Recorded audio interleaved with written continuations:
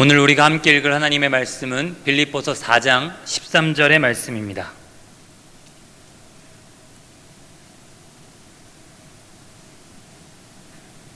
빌립보서 4장 13절 한 절의 말씀을 우리 한 목소리로 함께 읽겠습니다. 시작. 내게 능력 주시는 자 안에서 내가 모든 것을 할 수 있느니라. 아멘.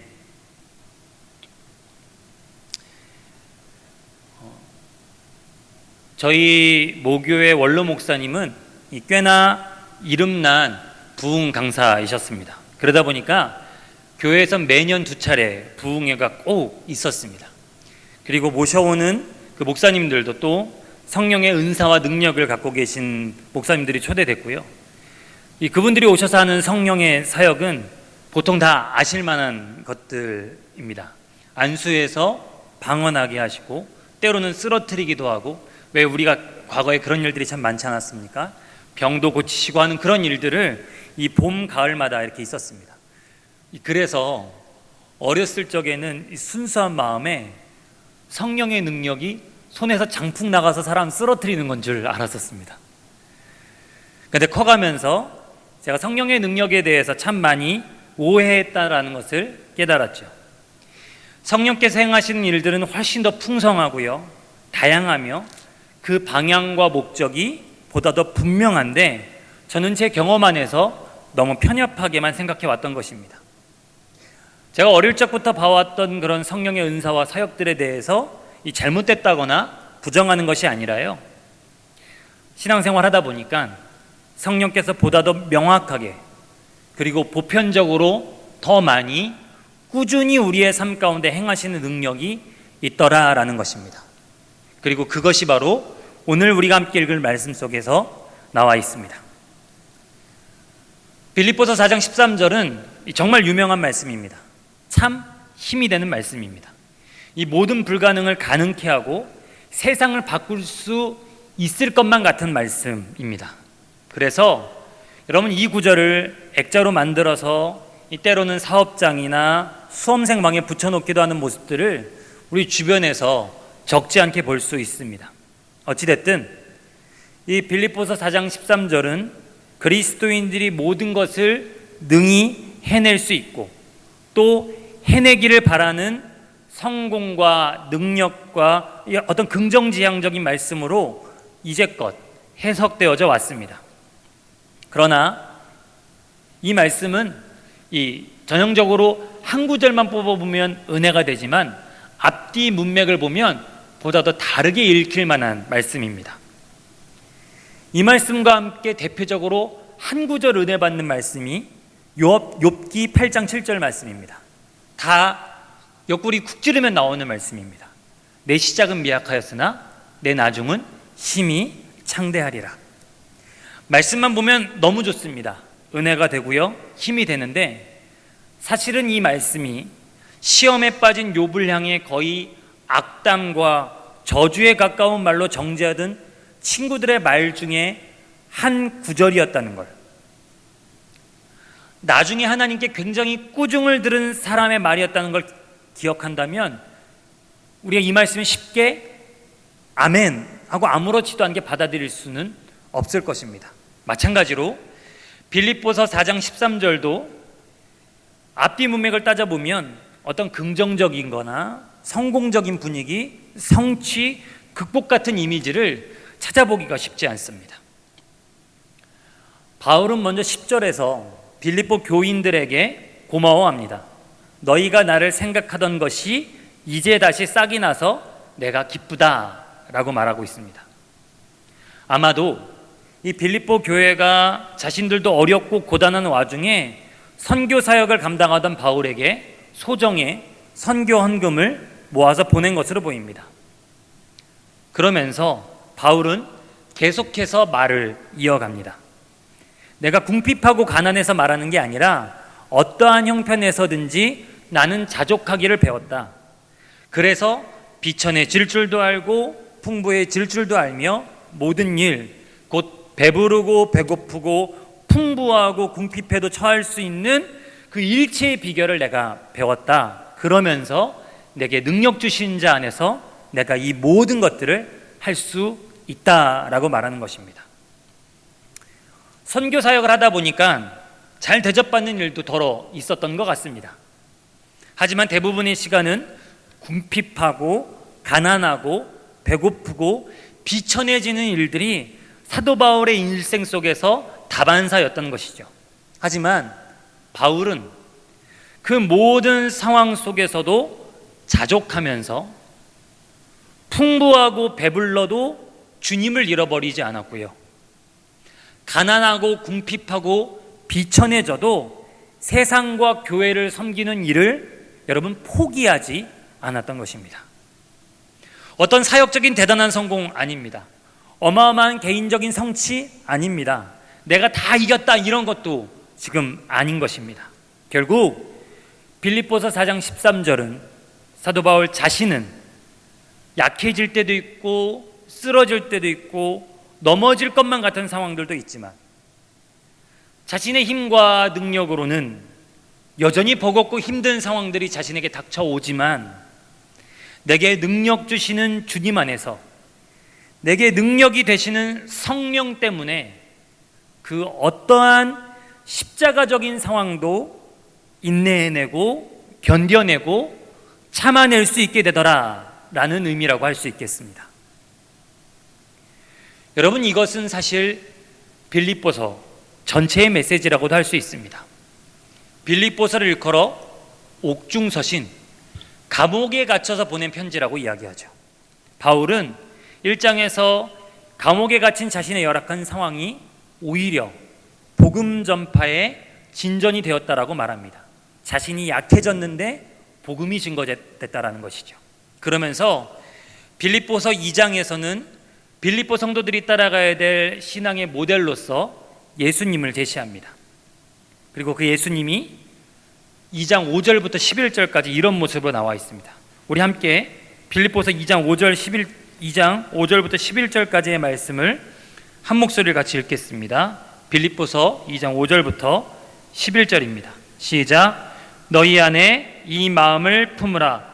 곧 그리스도 예수의 마음이니 그는 근본 하나님의 본체시나 하나님과 동등됨을 취할 것으로 여기지 아니하시고 자기를 비워 종의 형체를 가지사 사람들과 같이 되셨고 사람의 모양으로 나타나사 자기를 낮추시고 죽기까지 복종하셨으니 곧 십자가에 죽으심이라. 이러므로 하나님이 그를 지극히 높여 모든 이름 위에 뛰어난 이름을 주사 하늘에 있는 자들과 땅에 있는 자들과 땅 아래에 있는 자들로 모든 무릎을 예수의 이름에 꿇게 하시고 모든 입으로 예수 그리스도를 주라 시인하여 하나님 아버지께 영광을 돌리게 하셨느니라. 아멘. 예수 그리스도, 그분은 하나님과 근본 같은 분이시래요. 근데 끊임없이 낮아지고 부인하고 비워내고 약해질 대로 약해져서 결국엔 어디까지 가십니까? 골고다 십자가에서 죽으셨다라는 것이죠. 그렇게 십자가에서 죽으신 예수님을 하나님께서 역전시키셔서 지극히 높여주셨다는 것이 빌립보서 2장의 내용이면서 동시에 빌립보서 전체의 핵심입니다. 그래서 바울은 너희가 바로 이 약해질 대로 약해지는, 낮아질 대로 낮아지는 그리스도를 본받으라 라고 주문하는 것입니다. 그러면서 빌립보서 3장 10절에서 바울은 바로 나의 신앙적인 목표가 바로 이것이다, 그리스도의 고난에 참여하고 그의 죽으심을 본받는 것이라고 말하면서 그렇게 내가 철저히 약해질 대로 약해졌을 때 내게 능력 주시는 자 안에서 내게 능력 주시는 성령으로 인하여 이 모든 십자가의 삶을 감당할 수 있게 되더라라는 것이 빌립보서의 메시지였던 것이죠. 이 말씀뿐만 아닙니다. 우리는 바울이 남겨둔 편지들을 통해 그의 믿음과 주님을 향한 그의 믿음과 교회와 성도들을 향한 진정 어린 사랑을 봅니다. 그리고 그 모습을 토대로 우리는 바울의 일생을 그려볼 수 있습니다.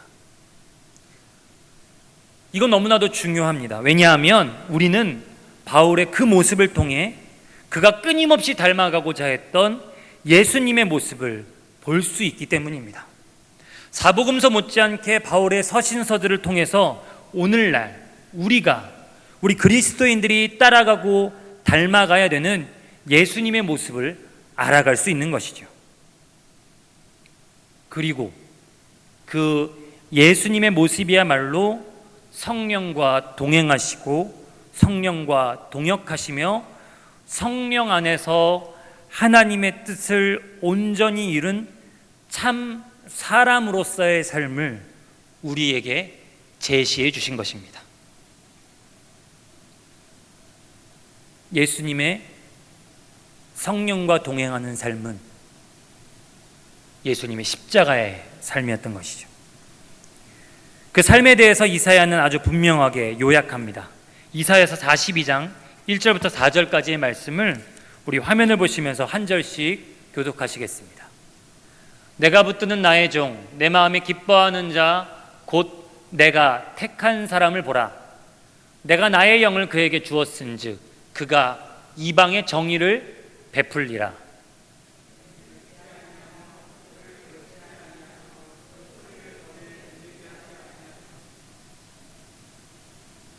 넘겨주십시오.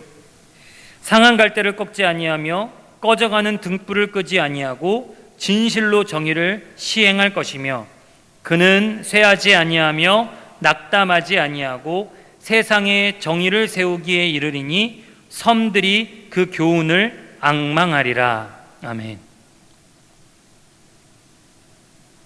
자기 목소리도 높이지 않고 십자가에서 무죄한 채로 끌려가심에도 불구하고 자기의 정당함을 드러내고 외치지 않으셨던 예수님의 모습, 성령과 동행하셨던 그 그리스도의 철저하게 연약한 모습, 겸손한 모습은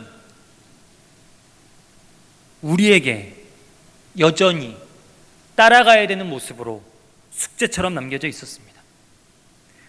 그분의 제자임을 자처하고 그분의 영이신 성령의 충만함을 사모하면서 살아가는 교회와 성도들의 모습은 오늘날 어떠해야 될까?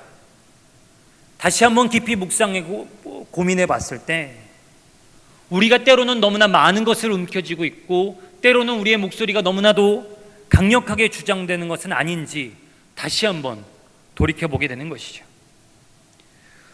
종교개혁 시대는 사실 피해의 시대였습니다.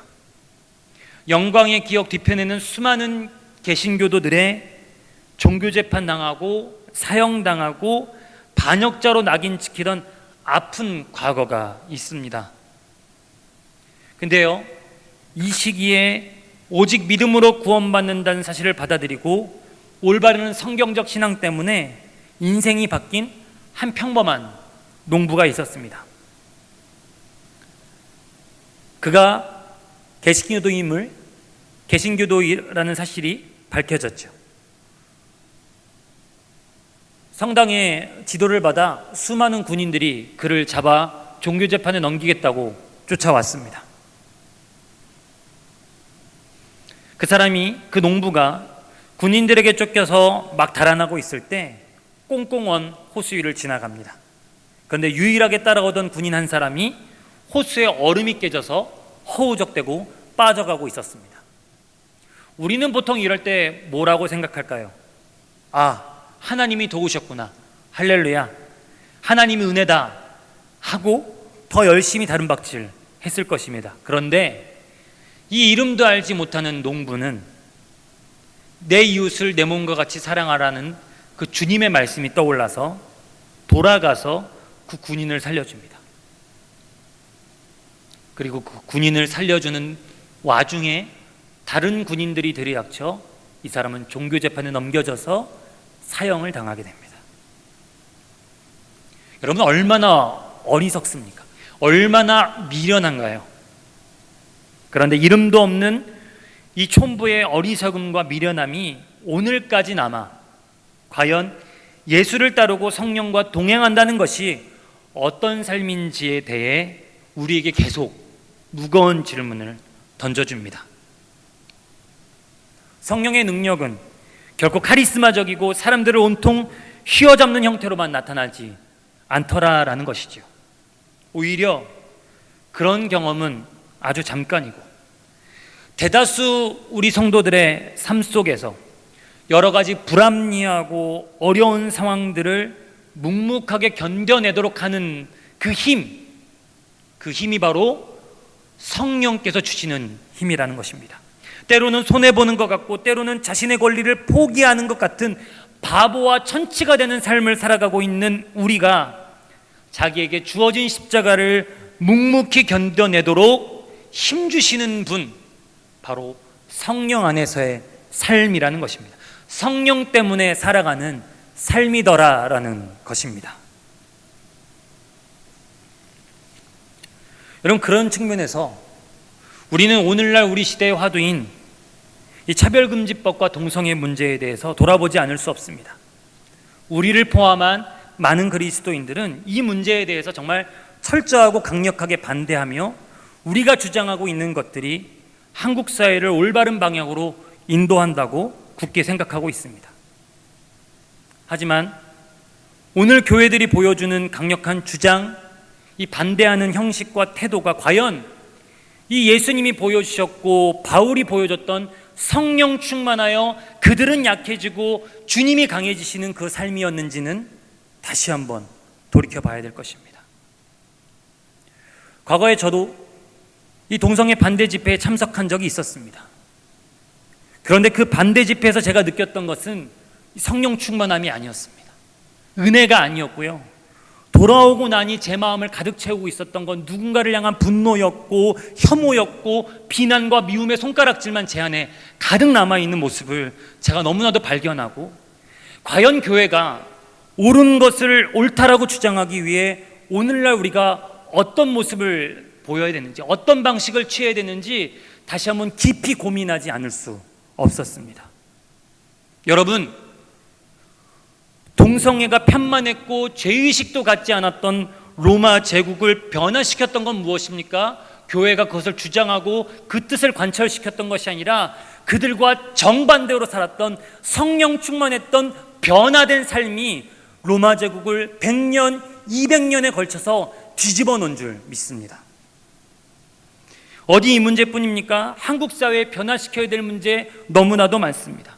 이단과 사이비 문제 마찬가지입니다. 그러나 그 많은 문제에 대해서 한국교회가 다 바꾸겠다고 달려드는 것이 아니라 우리에게 능력 주시는 주님, 그 주님 닮아가는 모습으로, 그 능력 주시는 성령 안에서 우리의 삶이 세상과 구별될 때 비로소 세상은 교회의 목소리가 옳은 줄 알아보게 되는 것이죠.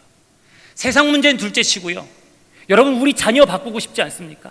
우리 가정 변화시키고 싶지 않습니까? 근데 여러분, 5살 먹은 제 첫째 딸이 제 말을 도무지 듣질 않아요. 아빠 말을 정말 동네 강아지 취급합니다. 이거 해라 저거 해라, 제발 좀 이거 양치 좀 해라라는 그 말을 도무지 듣지 않아요. 근데 제가 그 아이가 변화되도록, 예수의 사람이 되도록, 제가 가정 안에서도 하나님의 사람으로 그리스도인으로 살아가지 않고서는, 십자가, 우리가 주어진 십자가를 지지 않고서는 도무지 우리의 자녀들은 우리의 모습 속에서 예수의 모습도 보이지 않고 바울의 모습도 볼 수 없는 것입니다.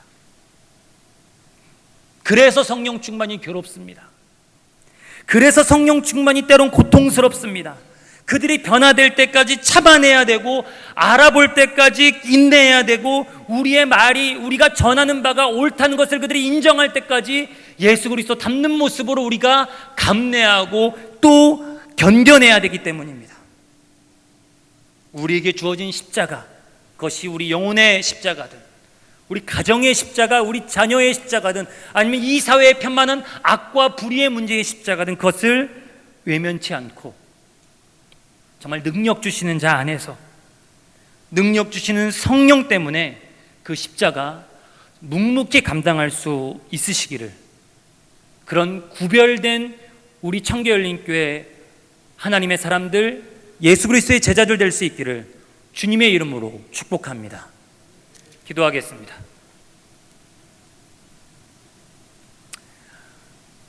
주님, 오늘 이 험난하고 엄한 세상을 살아가는 우리가 두렵고 떨립니다. 왜냐하면 우리의 능력이 너무나도 부족하고 연약하기 때문입니다.